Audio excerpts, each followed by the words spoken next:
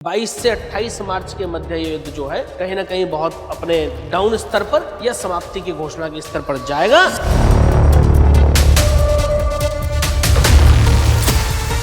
बहुत ज्यादा लंबा समय इसमें मुझे कोई नजर नहीं आता है। सोने के रेट बढ़ेंगे और मैं एक बात बोल चुका हूं, आज फिर से बोल करके जा रहा हूं, अगले कुछ ही वर्षों में आप सोने को 5 लाख के पार देखेंगे। 5 लाख? जी, ये निश्चित है। और मैं दावे के साथ ये कहता हूं कि मेरी हर प्रोडिक्शन 95% प्लस प्रोडिक्शंस मेरी एक 100% सत्यता की कसौटी पर खरी उतरती है और उतनी है। जो लोग कह रहे हैं ना बैंकिंग सिस्टम बंद हो जाएगा, अर्थव्यवस्था क्रैश हो जाएगी, पैसे बैंक से निकाल लो, अरे क्या करने का प्रयास कर रहे हो? देश की अर्थव्यवस्था को अस्थिर करने का प्रयास कर रहे हो। जो लोग ऐसी गणनाएं करते हैं उनसे कहता हूं स्पष्ट रूप से, अगर ये नहीं होता है तो आइए और पब्लिक के सामने माफी, अगर हिम्मत है। लेकिन नहीं है उतनी हिम्मत। उन्होंने सोचा सब चीजें फेवरेबल है, बोल दो इंडिया मैच। अरे भाई, फिर ज्योतिष किस बात के हो आप? तो ये तुक्के मारना बंद करो, ज्योतिष को पढ़ो। सर, अभी जो स्थिति चल रही है जी, देश और दुनिया में महंगाई बढ़ रही है जी, और एलपीजी और ऑयल की किल्लत आ रही है। कोई किल्लत नहीं है, आगे भी बनी रही। 2026 से 2030 के बीच में कोई विश्व युद्ध नहीं।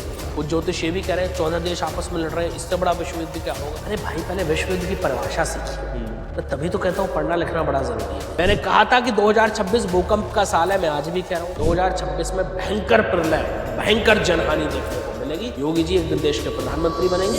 ईश्वर की शपथ लेता हूं कि मैं विधि द्वारा स्थापित भारत के संविधान के प्रति और उन्हीं के नेतृत्व में भारत हिंदू राष्ट्र बनेगा। अच्छा, ये डेफिनेट है। सर, अभी जो हालात चल रहे हैं, युद्ध की स्थिति चल रही है, एस्ट्रोलॉजी क्या कहती है उसके बारे में? देखिए, ये मैं बहुत पहले से बोलता आ रहा हूँ और कि युद्ध बहुत लंबा चलने वाला नहीं है। दुनिया कह रही है विश्व युद्ध होगा, ये होगा, ऐसी कोई परिस्थिति मुझे ज्योतिष की गणनाओं के हिसाब से कहीं से कहीं तक नजर नहीं आती है। और देखिए, सनातन तो हमेशा शांति का जो है सूत्रधार रहा है।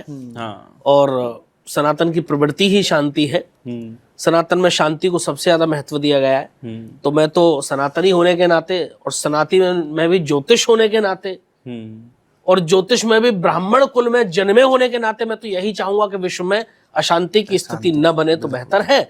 और बाकी मेरी गणनाएं जो इशारा कर रही हैं वो ऐसा इशारा कर रही हैं कि 22 से 28 मार्च के मध्य ये युद्ध जो है कहीं ना कहीं बहुत अपने डाउन स्तर पर या समाप्ति की घोषणा के स्तर पर जाएगा। बहुत ज्यादा लंबा समय इसमें मुझे कोई नजर नहीं आता है। बहुत लंबा चलता हुआ युद्ध मुझे नहीं दिखता है, ये डेफिनेट है।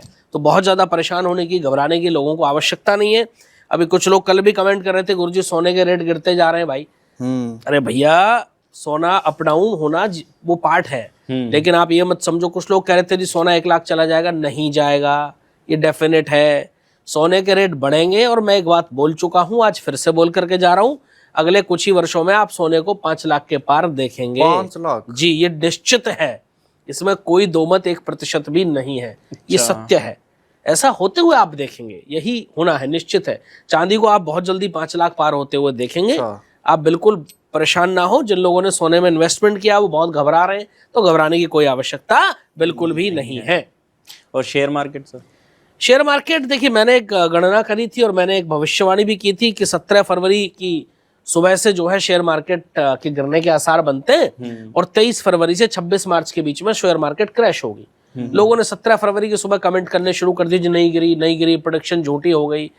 जब भी ज्योतिष में हम कोई गणनाएं करते हैं तो हम वो डेट देते हैं जहां से वो परिदृश्य हमें दिखना शुरू होता है। मुझे 17 फरवरी से वो परिदृश्य दिखना शुरू हो गया था। 23 मार्च की सुबह मार्केट क्रैश हुई, 24 को क्रैश हुई और तब से लेके आज तक लगातार मार्केट क्रैश हुई और गिरी नहीं है, क्रैश हुई है। मैं अभी भी कह रहा हूं, शेयर मार्केट बहुत वॉलेटाइल रहने वाली है इस वर्ष। गुरु जो है वो अत्याचारी हैं और जब जब गुरु राशि परिवर्तन करेंगे तब तब शेयर मार्केट में भारी उछाल और भारी डाउनफॉल देखने को मिलेगा। इसलिए बहुत संभल करके ट्रेडिंग करें। हो सके तो लॉन्ग टर्म ट्रेडिंग करें, उनके लिए खराब नहीं है, लेकिन शॉर्ट टर्म ट्रेडिंग करने वालों के लिए वर्ष अच्छा नहीं है। तो सर, अगर प्रेडिक्शन की बात करें, आपकी प्रेडिक्शन काफ़ी सारी सच होती है। एक सवाल ये भी उठता है कि आपके पास ऐसी कौन सी ताकत है जो समय से पहले आपको दिख जाती है? ये ज्योतिष का कार्य होता है भाई। और ज्योतिष, देखिए मैं एक बात बड़ा स्पष्ट कर देता हूं, किसी के पास कोई ताकत नहीं होती। ज्योतिष केवल और केवल गणनाओं का विषय है, ज्योतिष केवल और केवल रिसर्च का विषय है, ज्योतिष केवल और केवल आपकी जो कैलकुलेशंस होती हैं स्टार बेस्ड उनका विषय है। अगर कोई ये कहता है कि मेरे पास कोई शक्ति है, उससे मुझे पता चल जाता है, तो वो 100% फेक है। ऐसा कुछ कभी नहीं होता है। कोई कह रहा है मेरे कान में आके कोई कह देता है, कोई कहता है मुझे आशीर्वाद मिला हुआ है, मेरी वाणी हमेशा सत्य होती है, ये सब फ्रॉड बातें हैं। इसका ज्योतिष से कहीं तक कोई संबंध ना था, न है, न होगा। ये निश्चित है। ज्योतिष केवल गणनाओं का विषय है, और जब हम गणनाएं करते हैं तो एक एक गणना करने में महीनों लगता है। ऐसा नहीं है, ये कोई 2 मिनट का 4 मिनट का विषय नहीं है भाई, ठीक है। तो लंबी गणनाएं होती हैं, रिसर्च में समय लगता है, उसके बाद मैं प्रेडिक्शन देता हूं, और मैं दावे के साथ ये कहता हूं कि मेरी हर प्रेडिक्शन 95% प्लस प्रेडिक्शंस मेरी एक 100% सत्यता की कसौटी पर खरी उतरती है, और उतनी है। भविष्य की बातें तो बाद में करेंगे, जब लोगों के सामने आएगा। मैं पास्ट की बात कर रहा हूँ। आप एक भी प्रेडिक्शन मेरी उठा के देखिए, और एक प्रेडिक्शन मेरी आप गलत साबित कर दीजिए। स्टार्ट कीजिए चैंपियंस ट्रॉफी से। मैंने कहा था कि भारत एक भी मैच हारे बिना ये ट्रॉफी जीतेगा, बिल्कुल वही हुआ। वही हुआ। अभी जो वर्ल्ड कप हुआ, दुनिया ने बहुत सारे ज्योतिषियों ने प्रेडिक्शन करी भारत वर्ल्ड कप हार जाएगा। मैं शांत था, क्योंकि मेरी गणनाएं ऐसा इशारा कर रही थी। मैं स्पष्ट कहता हूं कि मामला बहुत 50-50 लग रहा है, जीतने के चांसेस ज्यादा लग रहे हैं, लेकिन 10-20% मुझे डामाडोल लग रहा था मामला। इसलिए मैं शांत रहा, मैंने प्रेडिक्शन ही नहीं करी, क्योंकि जब तक मैं अपनी गणनाओं को लेकर के श्योर नहीं हूं, मैं प्रेडिक्शंस नहीं करता हूं।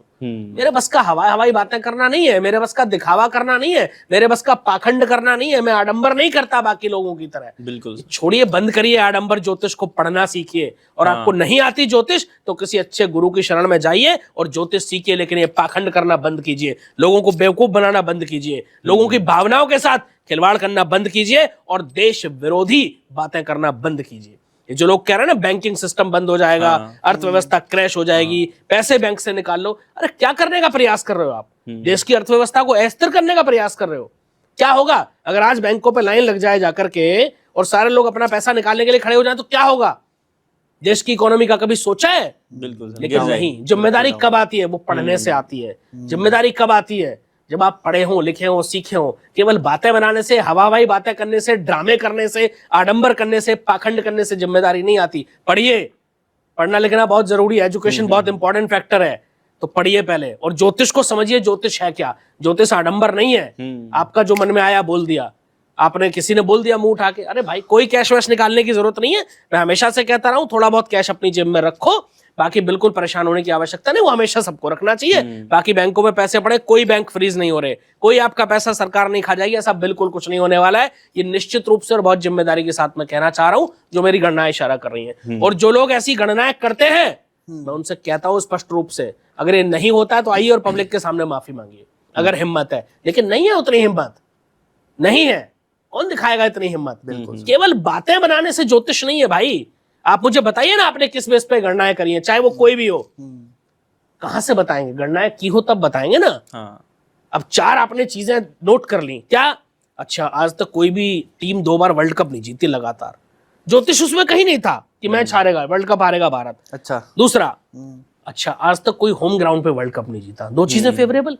तीसरा, आज तक संडे को इंडिया कोई मैच नहीं जीती। चौथा, नरेंद्र मोदी स्टेडियम में इंडिया फाइनल नहीं जीती। उन्होंने सोचा सब चीजें फेवरेबल है, बोल दो इंडिया मैच हार जाएगी। अरे भाई, फिर ज्योतिष किस बात के हो आप? तो ये तुक्के मारना बंद करो। ज्योतिष को पढ़ो, समझो, रिसर्च करो, उसमें समय लगता है। मैं 12 वर्ष की उम्र से ज्योतिष पढ़ रहा हूँ, आज 39 वर्ष का हो जाऊंगा मैं। 27 वर्ष मुझे पढ़ते हुए हो गए, और मैं आज भी पढ़ता हूँ। बिना पढ़े ज्योतिष नहीं होती। तो ये समझने की जरूरत है लोगों को भी, हमारे दर्शकों को भी। हमारे बेचारे भोले भाले दर्शक हैं, बातों में आ जाते हैं, आम इंसान, ठीक है। तो मैं कहूंगा दर्शकों से कि समझिए कौन आपके लिए अच्छा है, कौन खराब है, किसकी वाणी क्या कहती है, उसको समझने की आवश्यकता है हमारे दर्शकों को भी। और बहुत जिम्मेदारी के साथ अपना निर्धारण कीजिए किस ज्योतिष के पास आपको जाना है। मैं नहीं कहता आप मेरे पास आइए, अब दुनिया में बहुत मुझसे भी विद्वान लोग हैं, आप वहां जाइए, कोई परेशानी नहीं। लेकिन पहले समझिए कि आपको किसके पास जाना है। किसके पास जाने से आपकी कुंडली का रास्ता खुल सकता है।